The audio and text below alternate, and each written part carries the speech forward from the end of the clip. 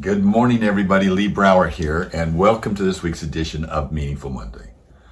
I am so grateful to be here, and I am glad to be here. Do I look tired? I feel tired. Lori looked at me and she said, have you been crying? I said, no, my eyes are just bloodshot. I said, like yours, Lori. It's been a tough weekend. Tough only in the sense that it was long hours, but we were bombarded with kindness. We had an onslaught of love. We witnessed so many acts of selflessness, of arrows out. I can't even begin to describe to you what it was really like when you have over 30 teams competing at the highest level of women's softball, girls softball. And these girls come together, and each one of them has been assigned at least one cancer cutie or cancer captain to be a part of their team. And they may range in age from just an infant to teenagers. But they embrace not only the child, the adolescent that's living with cancer, they embrace the entire family. So much so that when one passes on or becomes an angel, they still reach out to the family, and families show up because they love those girls, and grandmas and grandpas and moms and dads and brothers and sisters show up. And those girls just wrap their arms around them with love. They have gifts, they raise money, they do these things for them. And there's so many tears that are shed when you see a young man in a wheelchair take a turn, just to have a turn. That doesn't mean these girls aren't playing their hearts out. They're playing their guts out because they want to win for this, but they don't do it with laying blame to anybody else. They're doing it for the right reason. And imagine if we could just pick all of that up and bring it into our own personal lives. What would that be like? Not just in a game, but you start doing it everywhere. I've watched coaches change where they were the kind of coaches that come, we gotta win, we gotta do this.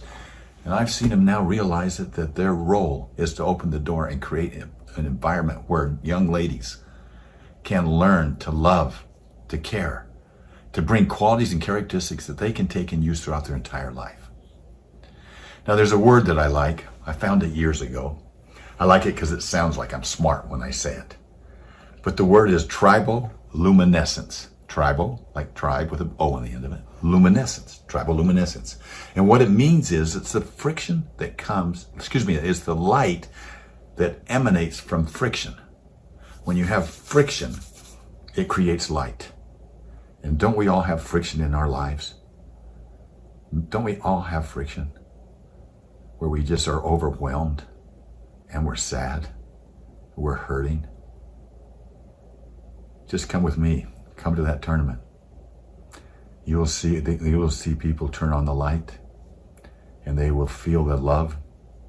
And it's by arrows out when we extend out to other people. That's the light that eliminates the darkness. I heard a long time ago somebody said that he said every morning when I wake up, I ask, can I be the answer to somebody's prayer today? And he never looked to wait to see the answer. He just asked the question to plant it here so that he could see the light or be the light for others.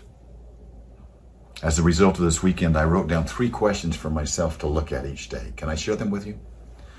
Number 1, simple. Can I be the light for someone else today? That's all. Let it go, and maybe something will show up. Number 2, what kind of kindness, what kind of care, what kind of joy, what kind of kindness, care, joy, and patience can I harness to bring light, purpose, and passion for me and those around me? The 3rd question, now this, be vulnerable, be ready. What level of openness and curiosity must I own to bring light to myself and to others? How do I point the arrows out? You know, it was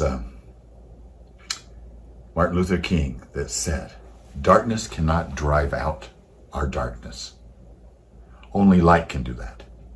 Hate cannot drive out hate. Only love can do that.